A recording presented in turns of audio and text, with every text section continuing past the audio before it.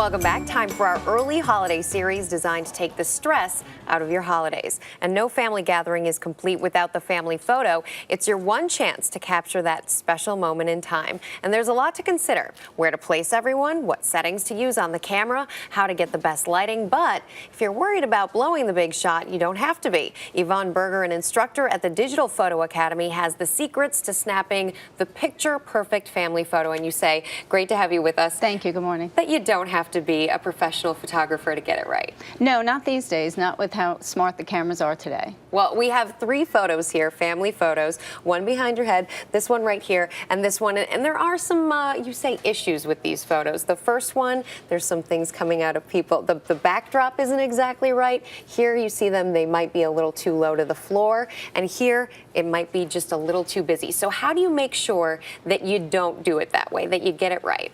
Well, the thing is to plan ahead a little bit and to be mindful of what's going on in the background versus the foreground. So don't be so quick to take that family shot. Arrange people a little bit. Remember, you're the one with the camera, so don't be up too high because people from up high or down below, it distorts their face. If we have too much in the shot, well, then it looks too busy, and that's not what we want to see. We want to see the people. And then just be mindful of what's going on in the background. Nothing looks worse than a Christmas tree coming up out of someone's head. It's a great, I mean, it's a great looking family with that picture, but the Christmas tree is a bit of an obstruction there behind. It's distracting. Yeah. So when it comes to the camera itself and finding the perfect settings, there's so many settings these days. You look down at your camera, where do you even begin? Well, fortunately, the camera manufacturers, most of them have put something called like an automatic or intelligent auto feature for you. Has face detect, it's wonderful.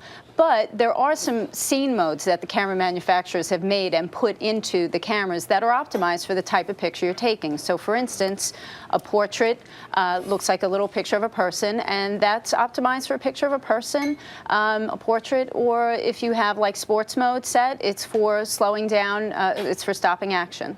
So it sounds like if you are taking a family photo and it's a still photo, you're going to look for that portrait setting. You want to probably start with the portrait setting, sure. In terms of light, of course, whether it's natural or it's overhead, a lot of the time it can wash people out. How do you keep that from happening? Well, there's 2 things with the flash. The flash can be set to either regular flash or slow sync flash. So the regular flash works pretty well, and it's helpful, and it does the right thing. However, if you can get out of some of the automatic modes and go into a more manual setting, you can set your camera to slow sync flash.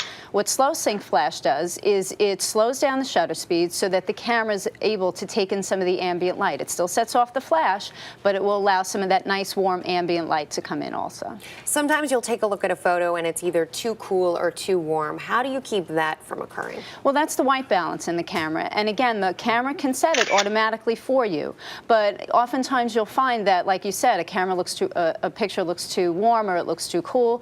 And we can go in and we can use some of the presets that the camera manufacturers put in there for you. For instance, incandescent light if you're home, if you're outside, daylight, if you're inside, like in the studio, fluorescent lighting.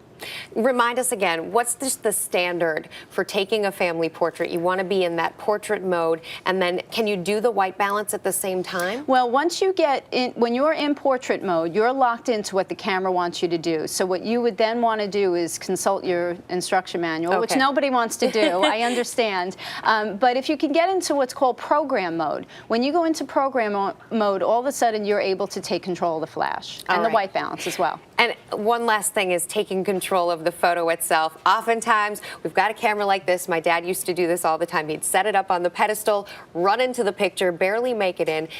Is there an easier way, and a way to guarantee you're not going to have somebody diving in? Right. Well, you can still take those photos where somebody looks like they've just run into the photo. Right. They're fun and they're action. But you can still set it to self-timer. But like this camera, for instance, has a wired remote. Much better because you can now be in the photo and then you can press halfway down on the button. The camera will focus. If it has face recognition on, it will recognize the faces, take the shot, and you're good to go. And this, how much is this? These run probably about $30 depending on the camera that you have. All right. Well, thank you so much. I'm sure there will be a lot of happy people out there and happy photos this holiday. Thanks to you, Yvonne Thank you very Berger. much. Thanks so much.